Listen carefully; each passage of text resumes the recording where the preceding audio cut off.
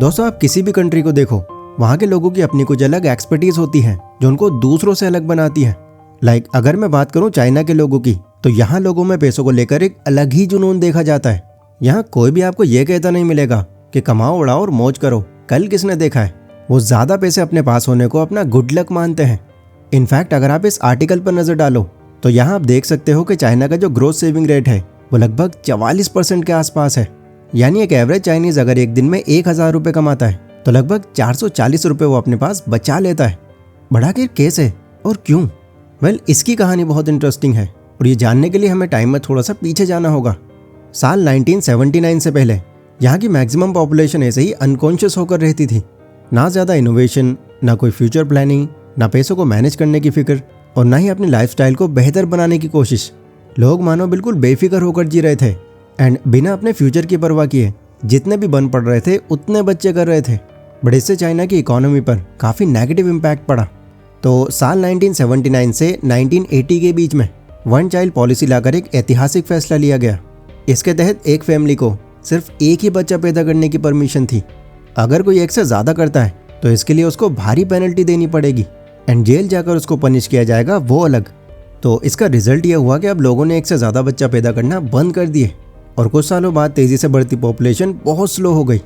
अब इससे एक बड़ा फ़ायदा ये हो गया कि लोगों के पास अब पैसा बचने लगा, बिकॉज एक बच्चा पालने में लोगों को ज़्यादा खर्चे ही नहीं करने पड़ रहे थे।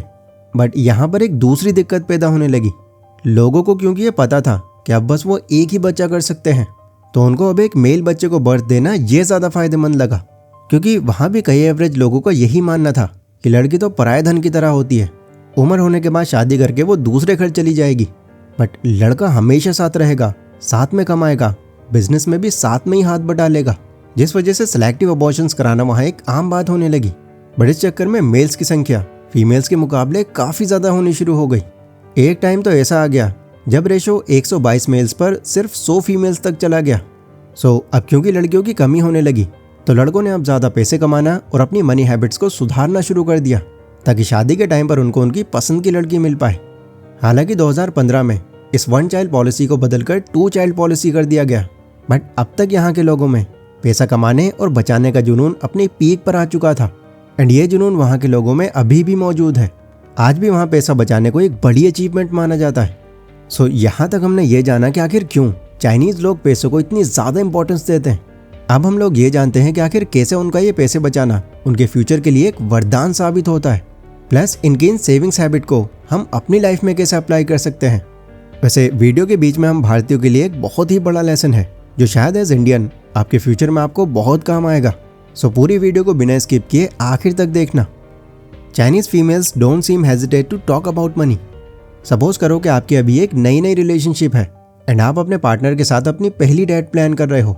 आप काफ़ी एक्साइटेड हो, आपकी खुशी का तो ठिकाना ही नहीं है। बट जब आपकी अपने पार्टनर से मुलाकात होती है एंड आपकी बातें शुरू होती हैं तो पहला सवाल ही उसका आपसे ये होता है, कितने पैसे कमा लेते हो? आप सोच कर देखो कैसा लगेगा आपको। हो सकता है आपका सारा मूड ही खराब हो जाए। कुछ को तो ये बात इतनी बुरी लग जाएगी कि वो रिलेशनशिप तक ख़त्म कर देंगे, क्योंकि पहली ही डेट पर इतना पर्सनल सवाल पूछ लेना ये हम भारतीयों के लिए बहुत ही ऑकवर्ड साउंड करता है। बट चौंकाने वाली बात यह है कि चाइना के अंदर ऐसा नहीं है। इनफैक्ट वहाँ अगर कोई कपल पहली डेट पर भी जाता है तो फीमेल का बिना किसी हेजिटेशन के सीधा सवाल यही होता है, कितना पैसा कमा लेते हो, काम क्या करते हो, सेविंग्स कितनी है तुम्हारे पास, अपनी सैलरी को मैनेज कैसे करते हो। क्योंकि वो अपने इमोशंस को साइड में रखकर पहले ही ये कंफर्म करना चाहती हैं कि जिस पार्टनर को उन्होंने अपने लिए चूज़ किया है वो फ्यूचर में उनको फाइनेंशियल स्टेबिलिटी दे भी पाएगा या नहीं। अब देखो, वो ऐसा इंटेंशनली कहती हैं क्योंकि यही सिखाया गया है उनको। बिकॉज चाइनीज़ लोगों का मानना होता है कि जिस चीज़ की आप वैल्यू करते हो, जो इम्पॉर्टेंट है आपके लिए, अगर उसे आप बातों में अवॉइड कर दोगे तो लॉन्ग रन में आपको इसके लिए पछताना पड़ सकता है। ये एक बड़ा रीज़न बनता है कि क्यों वहाँ के लोग, खासकर मेल्स, अपने पास एक एक्स अमाउंट बचाते रहते हैं एंड मैक्सिमम टाइम बेहतर से बेहतर रोजगार की तलाश में रहते हैं ताकि आगे उनकी लव लाइफ में कोई प्रॉब्लम खड़ी ना हो जाए। They don't rely anyone on retirement. अगर हम चाइना को बाकी कंट्रीज से कंपेयर करें तो कई कंट्रीज में रिटायरमेंट को लेकर काफ़ी अच्छी स्कीम्स हैं, इंक्लूडिंग इंडिया। बट चाइना में ऐसा नहीं है। वहाँ की गवर्नमेंट रिटायर्ड लोगों को कोई खास स्कीम प्रोवाइड नहीं कराती। हाँ, एक पेंशन सिस्टम ज़रूर है पर उस पर लोग ज़्यादा भरोसा नहीं करते, क्योंकि आए दिन चाइनीज़ गवर्नमेंट रूल्स में कई बदलाव करती रहती है तो उन्हें ऐसा लगता है कि जब हम लोग रिटायरमेंट तक पहुंचेंगे तो शायद ये पेंशन का रूल भी बदल जाए। तो इसीलिए वहाँ के लोग पैसा बचाकर अपने हेल्थ केयर, एजुकेशन और रिटायरमेंट की खुद ही जिम्मेदारी लेते हैं।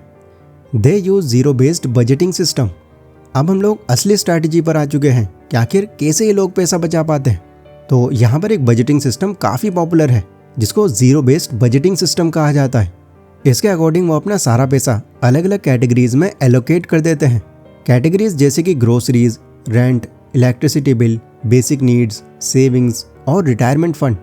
यहाँ पर उनका पैसा जाना ही जाना है एंड इनसे वो बच नहीं सकते, जिससे महीने के आखिर में आकर उनका ये बजट जीरो हो जाता है।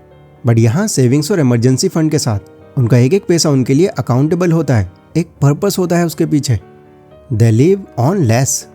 चाइनीज़ लोग वहाँ कभी भी अपनी औकात से ऊपर खर्च नहीं करते। ये सुनने में आपको थोड़ा वियर्ड ज़रूर लग रहा होगा, बट यही सच है। उनका एक सिंपल सा प्रिंसिपल है, spend as little as possible while maintaining a decent quality of life. यानी एक डिसेंट क्वालिटी ऑफ लाइफ को मेंटेन करते वक्त जितनी पॉसिबल हो सके कम खर्च करें। मतलब अगर आप कोई घर रेंट पर ले रहे हो तो वो ऐसा हो जिसका मंथली रेंट आप सारे बेसिक खर्चों को हटाकर आराम से अफोर्ड कर सको। पर्सनल व्हीकल की जगह पब्लिक ट्रांसपोर्ट को प्रायोरिटी दो। बाहर के खाने की आदत डालने के बजाय घर का खाना प्रेफर करो एंड और भी ना जाने कितनी चीज़ें। अब देखो ये प्रिंसिपल उनके लिए कितना काम करता है ये वो बेहतर जानते हैं, बट इतना तो है कि ये प्रिंसिपल हर किसी के लिए नहीं है, क्योंकि हर कोई अगर अपनी लाइफ को इतना ज़्यादा फ्रूगली जीने लग जाएगा तो एक टाइम ऐसा आएगा जब वो एक एक पैसा खर्च करने से भी डरेगा। और मैं मानता हूँ कि एक इंसान अपनी पूरी लाइफ हर टाइम पैसों के डर में तो नहीं बिताना चाहेगा। सो एक पॉइंट ऑफ टाइम तक तो ये प्रिंसिपल ठीक है, बट इसके बाद हमें खुद की सेविंग्स और इन्वेस्टमेंट को अपग्रेड करने की ज़रूरत है, खुद की स्किल्स बढ़ाने की ज़रूरत है, ताकि आगे हमारी बढ़ती इच्छाएं हम बिना डर के पूरी कर सकें। दे mainly invest in real estate. Country चाहे कोई भी हो, रियल एस्टेट एक ऐसी इन्वेस्टमेंट है जहाँ से हर कोई प्रॉफिट कमाता आया है। एंड ऐसा ही कुछ चाइना के अंदर भी है। वहाँ पर भी लोग प्रॉपर्टी को एक बेहतर इन्वेस्टमेंट मानते हैं, क्योंकि ओवर द टाइम एक प्रॉपर्टी की वैल्यू बिना उनकी इन्वॉल्वमेंट के इंक्रीज होती रहती है। लाइक फॉर एग्जाम्पल, अगर कोई कुछ सालों बाद 10 लाख रुपए सेव कर लेता है तो ज़्यादा चांस है कि वो उसे एज डाउन पेमेंट यूज़ करके एक 50 लाख तक की प्रॉपर्टी खरीद ले एंड उसको वो तब तक रेंट पर रखे जब तक उस प्रॉपर्टी का पूरा पैसा चुकता ना हो जाए। और जब तक वो पूरी तरह से उसकी हो जाएगी तब तक उसकी वैल्यू लगभग डबल हो चुकी होगी। रियल एस्टेट उन लोगों के लिए इसलिए भी इम्पॉर्टेंट है क्योंकि वो इसको एक कामयाबी का साइन मानते हैं। प्लस ये स्टॉक्स और अदर इन्वेस्टमेंट ऑप्शन से ज़्यादा सेफ होता है। बट अगेन ये ऑप्शन भी कंट्री टू कंट्री वेरी करता है। लाइक अगर मैं भारत की ही बात करूँ, यहाँ बैंक्स आपको इतनी आसानी से लोन देते नहीं हैं अनटिल एंड अनलेस आप उतनी ही कीमत का उनके पास कोई अदर एसेट गिरवी न रख दो। बट यहाँ भी जो फाइनेंशियली स्मार्ट लोग होते हैं वो कुछ ना कुछ जुगाड़ कर ये भी पॉसिबल करके दिखा देते हैं। तो दोस्तों, अगर मैं इस पूरे वीडियो के कंक्लूजन पर आऊँ तो पैसा बचाना एक अच्छी हैबिट है और ये सबको फॉलो करनी चाहिए। बट सिर्फ बचाने पर ही अपना सारा फोकस दे देना ये लॉन्ग रन में आपके लिए ठीक नहीं होगा, क्योंकि सही मायनों में पैसा आपका तभी बढ़ता है जब आप अपनी खुद की स्किल्स बढ़ाते हो, अपने ऊपर काम करते हो, अलग अलग तरह के एसेट्स क्रिएट करते हो। बाकी अगर आपकी मंथली इनकम ज़्यादा नहीं है तो सिर्फ पैसा बचाकर अमीर होने में आपको बुढ़ापा तक देखना पड़ जाएगा।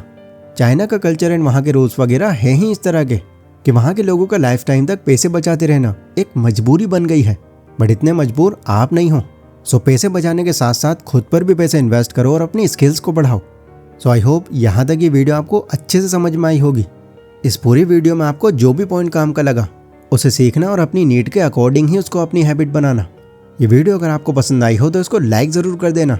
एंड आप भी अगर मेरी तरह इस तरह की 2D एनिमेटेड वीडियोस बनाना सीखना चाहते हो, एक नई स्किल सीखकर अपनी इनकम बढ़ाना चाहते हो, तो इसके कंप्लीट कोर्स का लिंक मैंने डिस्क्रिप्शन में दिया हुआ है, जहाँ से आप सिर्फ 399 रुपीज़ में इस तरह की कमाल की स्किल को सिर्फ कुछ ही दिनों में सीख सकते हो। सो जाओ और ये नई स्किल सीखकर अपने अर्निंग पोटेंशियल को बढ़ाओ।